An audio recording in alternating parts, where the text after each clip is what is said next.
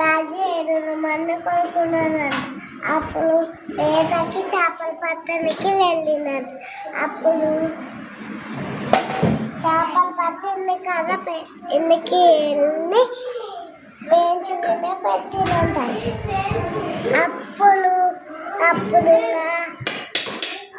ఒక్క చేప ఏమైంది, చేపలేమో ఎండిపోయింది. రాజకుమారి వచ్చి చేప చేప ఎందుకు వెళ్ళాలి, అన్ని చేపలు ఎండినవి వెళ్ళాలి చేప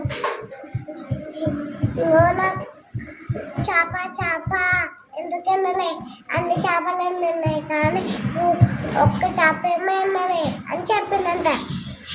నాకు కదిమబ్బు అదం రాదే అని చెప్పినాను. కదిమబ్బు దగ్గర కదిమబ్బు ఎందుకు చేపకు అర్థం రాలే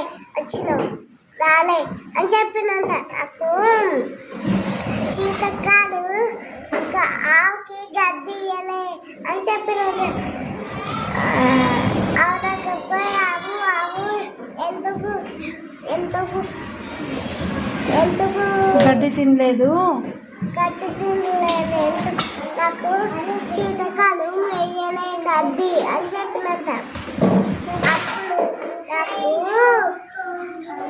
నాకు జీతగాడు ఎందుకు గడ్డయ్యాలి, చీతకాలు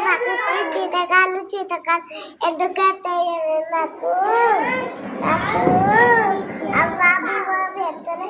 అలాగే అవ్వ ఎందుకు పువ్వ పెట్టాల చీతకాలకి పిల్లగాడు ఏలుసు పిల్లగాడు దగ్గర పిల్లగాడు ఎందుకు వెళ్తును.